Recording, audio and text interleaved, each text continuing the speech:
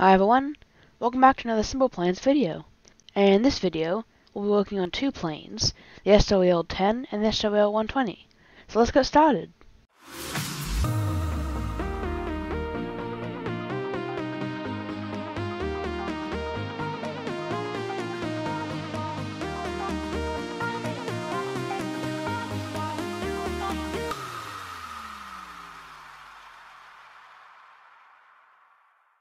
We'll start the video with the construction time lapse of me building part of the SOL120.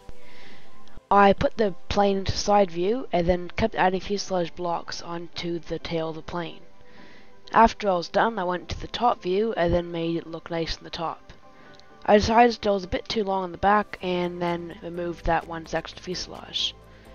I did a bit of editing and now they're all full. Now it's time to put the horizontal stabilizers in the tailplane on. So I spent a while playing around with the settings until I had an airfoil that I liked.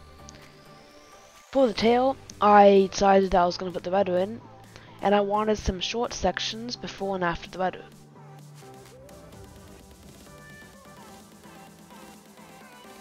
When I was happy with the tail, I cut a section from the main tail, duplicated that section for the rudder. I once again spent some time playing around with the settings until the rudder was flush with the back of the tail. This is where the rotator is going to go to make the rudder move. After I'd made the basic structural back of the plane, I decided I want to fully reconstruct the landing gear attachment points. This is primarily to improve performance, and I did this by first copying the landing gear itself out of the main area, and then running a few scripts on it to make sure all the parts have the right properties. I then spent, I think it was half an hour, manually reattaching all the parts, because I deleted the attachment points in the XML file. This way, I could ensure all the parts had exactly the right attachment points I wanted them to have. I then repeated the same idea on the nose section of the plane, copying it out of the main area, and then running a few scripts on it. After all the connections were deleted, I then spent another 20 minutes reconnecting all the parts. This nose section had a few issues with the connections before, and I fixed this by connecting them the way I wanted them to connect. After I was done reconstructing the attachment points of the cockpit, I added a few interior features to the cockpit, so it isn't just a hollow area. And that is going to be it for the SOL120 this episode. Now it's time to work on the SOL10, and we'll start off with everything I've done since the last episode. So, since the last episode, I have done a lot of work on the SOL10. And we'll start in the cockpit. As I'm sure you can see, there have been a lot of new things installed. On the front panel, we have the ILS dial and some ILS controls, and then we have the landing gear lever, the flaps lever, and the landing gear indicator lights. And remember these auto mixtured levers? Well, they have code now. From 0 feet to 3,000 feet, they are at full, or really full rich, and then from 3,000 to 13,000 feet, they will slowly go down to a quarter of the original full. On the overhead panel, I think I'm almost done with the overhead panel. I've completely redone the electrics dial, and you'll notice a few new things, like this rat turbine module. Now, on most airplanes, I don't think a propeller plane would have it, but on most large airplanes, a rat, or ram air turbine, is a small wind turbine, looks like a propeller on a stick, that in emergency situations when they have no electrical power, or no hydraulics power, this will be automatically deployed and it will provide basic power for critical features like hydraulics or some electrical systems and radios. And this is one of the available instead of ground power, battery, and avionics, it's all been combined into one large panel. And the hydraulics panel has been moved to the front. So the available electrical inputs, are, as well as the engine alternators, are the ram air turbine, that should be called RAT, battery, and ground power. Note that, just like last time, ground power can only be activated if the aircraft is within 10 feet of the ground. This master switch controls these three inputs that then outputs their power to any of the systems. Avionics, anti-collision lights, that should be down here but it's up here. This, while it says ground power, that's a placeholder because this has no input, this is just the same swing as this. I just put it there so I have a switch there and it's ready to go if I need to assign it to something. And we have the center panel, the overhead panel, and the front panel. These are actually Why is that like that? I'll need to fix that. These are the lights for all the labels. And while these are always on in game because of how the new emission feature works for the paint, then we have the standard lights from last time. Port beacon light, or left beacon light, left landing light, nav lights, right landing light, and right beacon light. And the hydraulics panel has dials now, which are broken, but they're in there.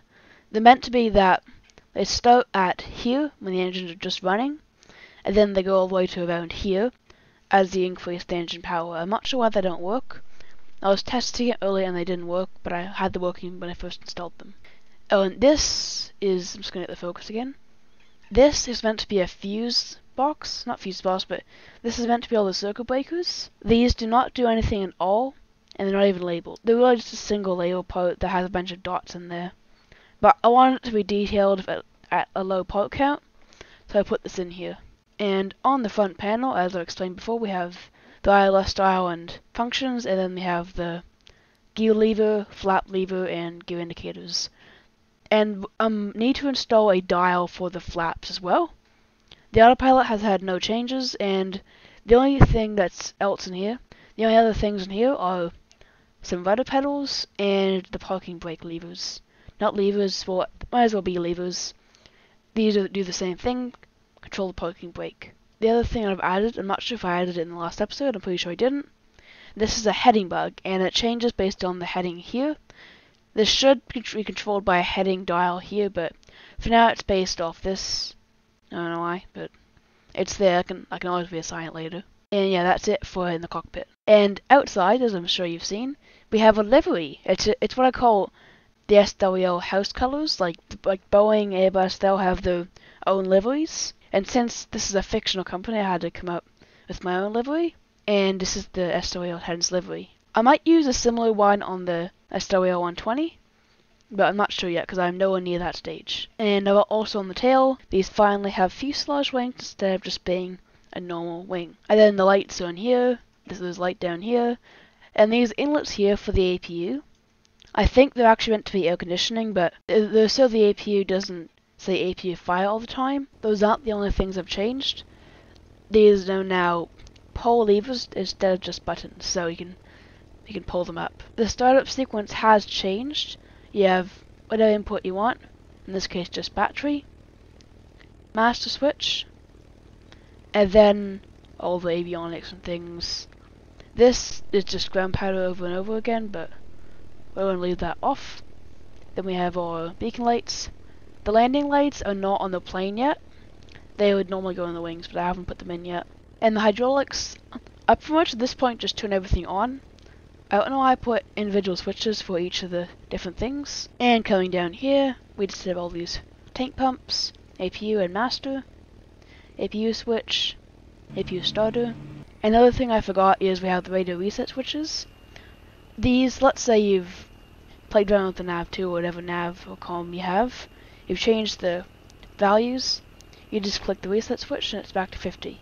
And you'll notice that even though the APU is on, unlike last time, there is no APU fire warning. But this is the parking brake.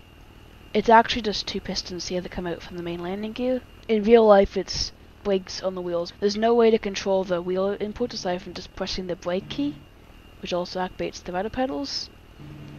So I'm just going to have to make do with pistons. And to start up the engine, it's identical as before.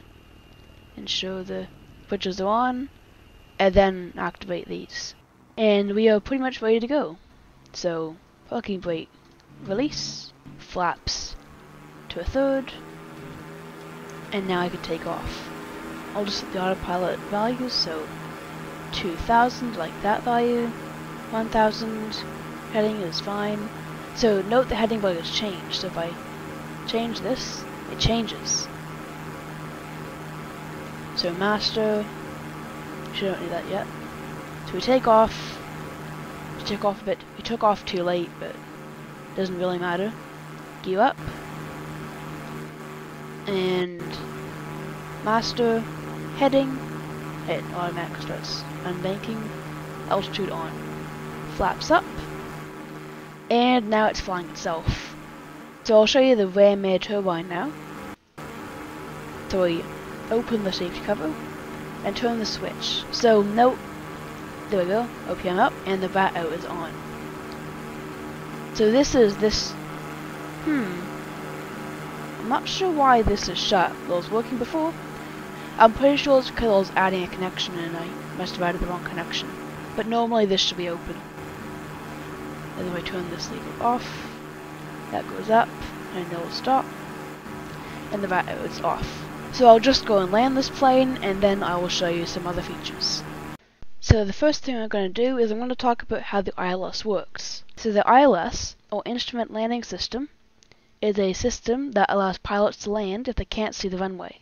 And in general aviation airplanes, like this one, well this isn't general aviation, but it's an old style airplane, it's a dial like the one here, where there's two levers, and I'll just load up the test, here we go. This is obviously not a general aviation plane, but it flies pretty well, and I've chosen it just because it's a simple plane, easy to build in, and it's a good test bed. So this is the actual dial we're going to be installing. Not this dial, but we're going to take the two levers in this dial. And I'll just show you what this is. So this is a lot here. So this is some of the code that goes into it. And I'll explain all about how this works. First thing I'm going to do is change this from the Avalanche ILS stuff to the Wright ILS stuff. Okay, I've just changed the inputs. This code only works for Wright Airport. However, I have the codes for all of the airports in the games, as well as a few modded ones. I'll just go to the Wright final approach. And as you can see, this is moving. I'll just hide the default interface. So I'm just gonna cut the power. So as I go away from the runway, this lever is moving. Well, it's actually a needle, not a lever.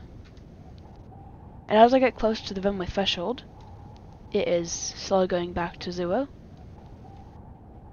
And this is probably not the best example, but yeah, it's I'll fly out to a far distance and I'll show you how it works. Okay, so I'm pretty far from the airport, and as you can see, these needles are at 0. So this means I am too far from the airport for the ILS to be active. So there we go, it just activated. So this tells me that I'm a bit below the glide slope, and that means it's coming up, so I need to pitch down, and I am a bit left of the runway. So the ILS is a great tool, especially in foggy areas. So if I couldn't see that runway, I'd rely on these two needles to tell me where I needed to be. And we can plug this into an autopilot to make the plane land itself. You can just click a button, the autopilot reads the ILS data, and the plane lands itself. The way I got this to work is using trigonometry, and I'm not going to explain how I got that to work. That took me 2 days straight. So as we're getting close to the airport, the needles become more sensitive. Gear out. And too fast again. And yeah, so they get very sensitive as we get closer. And then as we go past the threshold, they go to 0. And now it's time to go into the code. So this is a lot of code, but let me just break it down. These are for all the airports in the game. The main airport code, the one we just used, this is the code that we just used. The glide slope code and the localizer code. And a lot of trigonometry and activation parameters. The activation parameters are not here, they're somewhere else. And I'll just show you something else. I wrote a Python script where you input the runway threshold coordinates, specify the runway is facing north, south, east, or west, and it gives you the codes you need. So you don't even need to worry about trying to figure this out yourself. So this is the Python code that outputs the funky trees code I need. And if we run it, if I drag the window over here, this gives me some inputs. So I'm just going to get the right runway 0 code. So this is north, so I'm going to type in north. Runway threshold longitude. Now this is where we need to go back to our coordinates. So this is what we want right here, these coordinates. And they're in latitude, longitude, and altitude. Note these are all in meters. Because like last episode, unity is in metric. So our longitude is 6019. Our latitude is negative 5522. Our altitude is 72.5424. and then it outputs some code. So this is the localizer code, this is the glide slope code, and these are the activation parameters. The localizer code is in here, it's the middle needle here, and it tells you if you're too right or too left of the runway, and it gets more sensitive as you get close to the runway threshold. The glide slope code is this middle needle, and it is... A few minutes later. So I was just trying to explain how it worked, and I remembered I had this 3D model of it. I was trying to work on something else, but that's gonna wait, that is too advanced. So the glide slope is this vertical triangle. This is where you're meant to be, and it maxes out here or here. So this is 10 degrees, and this is 12 and 8.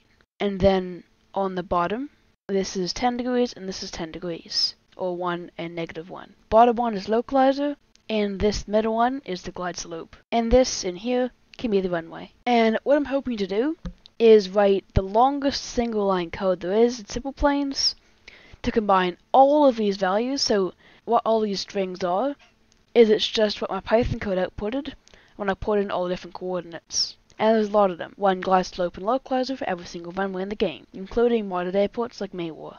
So even Right, which just has 2 runways, has a fair amount of code. So we have the glide slope and localizer as I've explained before. And then one thing which I haven't got for the rest of the runways is the activation parameters. And these are where the ILS code should output a number that is greater than 0 or less than 0. As you've seen in my demonstration of the ILS right, as I came past the threshold, the number went from whatever number I was outputting to 0. That is to avoid the needles doing weird things when I pass the threshold. So this is the final code that we're going to have. And I'm going to start with all the localizer coordinates. This is going to be a lot. And to do that, we also need to know what ILS the game should be trying to calculate. And to do that, we're going to use the SWL-10s, or whatever aircraft we're using, nav1 and nav2 radios. So if I load up the SWL-10, this is where all these come into play. The 1 and 2 buttons indicate whether we should take a radio value from nav1 or nav2. So I can have up to 2 programmable runways that I can program into the plane, and then based on those 2, I can have them all entered, and I can just select nav1 and nav2, and the ILS for that runway that the frequency corresponds to will be active. Runway heading is 90, 180, 270, and 0, or really north, south, east, west. But it has support for 1 degree, and then 2, and then 3, until we have 360, in case I ever do manage to figure out how to get an algorithm that can calculate the ILS for each degree, which I do not know how to do yet. I can only do north, south, east, west. So first need to brainstorm some possible frequencies for each runway. Alright, frequency is chosen. You'll notice that the 2 airports at Krakobla Island, which is another island in the game, Yeager and Bandit Airport, they are not in this list. That is for 2 reasons, for Bandit and Yeager. Bandit is a dirt runway, which means that it wouldn't have an ILS anyway, and Yeager is on a degree other than north, south, east, and west, 9 degrees to be exact, and I have not figured out how to write ILS code for an angle that is on a degree. I am working on that, but I probably won't make a video about it, and I probably won't make it anytime soon. So it's just actually write an avalanche for the in-game airports. The 2 mod airports that I'm using are Capo and Maywar. And these are all the frequencies. So I'm just going to put this data on another screen, and like I keep saying, we're going to work on the localizer code. We also need some activation parameters though. This is all the localizer stuff, and my notes up here say that I'm just going to do right, so I'll get that out of the way. This is just for 1, so I have clamper 1. Radio nav code value equals 109.5, that's the value for the right runway 0, or north runway, times this long mess. I really hope that works. Then closing bracket. I'm pretty sure this will not work as intended, but I'll give it a go anyway. So the way I'll do this is I'll have this code for each of the values. I'll actually label them, so right, 0. And I'll have to do this again for the glide slope, but I'll do all that off camera because it's pretty repetitive. And then what we have to do is make these do things. 1 hour later. If I did this right, we should be able to select which nav value we're going to be using. I'll just load the revised one. and I'll just load the level. Okay, I've got it working. If you look in the top left corner of the screen, you can see that when I click the nav2 as input, it goes to 2, and nav1 is going to 1. Right, we can use this as our code that decides what radio inputs are the inputs the ILS code uses. One eternity later. Since all these selections work, I'm just going to add some beacon lights so I know which one I've selected, nav1 or nav2 as the input. 12 seconds later. Okay, if I did this right, these lights should work based on what nav is selected as the input, nav1 or nav2. Okay, looks like it's working. So I've just turned word wrap on so I can see my whole code, and these brackets look good. And then we want one bracket over all this again, like this, not like that, this. So now we have this code. This is pretty much more activation parameters. Well, that is a lot of closing brackets. For right runway 0, it should actually be 109.5. I'll just test this code to see whether or not it works. What I need to do is to tune one of the nav values to be 109.5, and then I'll select nav 1. Here we go. And I also need to make sure we're in the threshold, so I'll just go to final approach. It is not working. Why? That's odd.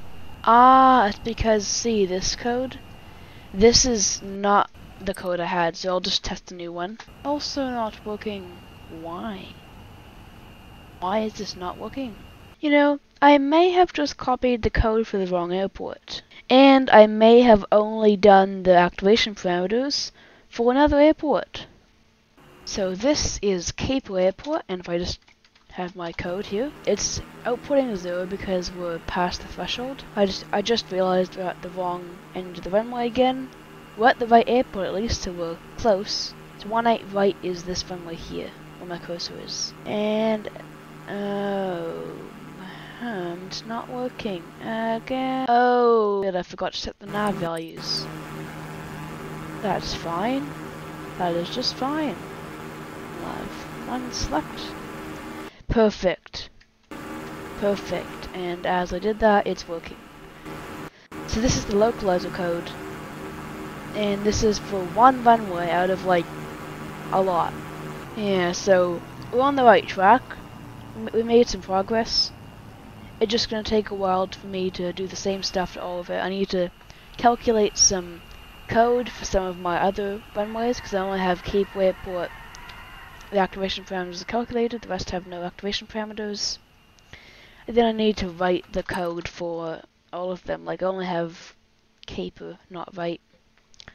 So I'll go and do all that, and then I'll see you when it's time to put all this into one long paragraph. One eternity later. Well, I've actually put the stuff into the paragraph already, but I'll just show you the per runway codes. It's the same as right airport, where you have the trigonometry, the activation parameters, and then the radio nav activation parameters. And then to put it all together, you just need to get all the localizer codes, and then what you do is you'll put them all in a new document, or in the other document, and then you just put brackets around each expression. So imagine each full runway code, like the activation parameters and the localizer code, all that in one set of brackets, and that's one runway's code. And then you just keep plussing them together because the other ones are all 0 unless that one's active. The result of all of this is an ILS needle. You can tune into the right frequency, and I have a list of frequencies here. You tune into any one of these frequencies, provided when you're in the right spot, ILS needles will activate for only that runway. And then all the others are just 0 unless you go close to that runway. And the great thing about this is it's really simple to make your own. So all you need to do is grab my Python code, which I will post to SimplePlanes.com. Then you input your threshold coordinates, specify the heading of course. It'll give you a code, and I've already shown you what to do with that. Make the activation parameters, which are 0 or 1. They times the localizer or glide slope code. And then I might release a better Python code. Well, all you need to do is input the chosen frequency, input the threshold coordinate and the heading, and it will make the code pre-written so you don't need to do anything to it. All you need to do is just have an ILS needle, which is very simple to make, and then you just put that code into the rotator. So it was really difficult to code, but simple to understand and use. What I'll do, and I'm not sure if I'll have this by the next episode, I'm pretty sure I will, hopefully, is a checklist where you can click a button and the checklist moves to here in front of you. You click some buttons that turn pages, so all the instructions how to fly the aircraft are contained inside the plane, so you don't have to refer to the aircraft's post on another monitor. And of course, I'll include a chart of all the frequencies on that checklist, or another document. And another bug, which I only just realized now when I left the APU running, is the APU consumes way too much fuel.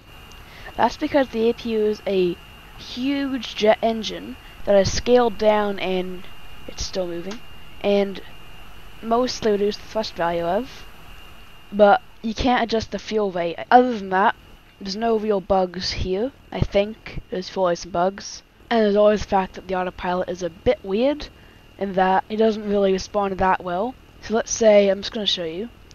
I want to climb to 2000. I'll just do 50. And I'm just going to start my engines. So say you're flying and you just want to activate the autopilot. Master, altitude, and heading. While the initial vertical speed and the initial roll are good, I think it starts leveling off a bit too early, both in the roll and the altitude. Those are both easily fixed, and also that if you're flying at a speed lower than 250 knots, the trim value that I set ages ago will not function correctly. So there are a few bugs, but I think I did a pretty good job for someone who's never used trigonometry or all the code that I've written today in the last few weeks. Because remember, this is a lot of code. I've never seen an expression this long. This is one line. It's a single line of code. If I were to go to the SWL10's file, here it is. This is the localizer code. This huge, huge paragraph. Because remember, it's all of these, all the localizers, and the glide slopes, compressed into a single paragraph. Well, I hope you all enjoyed. Make sure to like, comment, and subscribe, and I'll see you in the next video. Bye!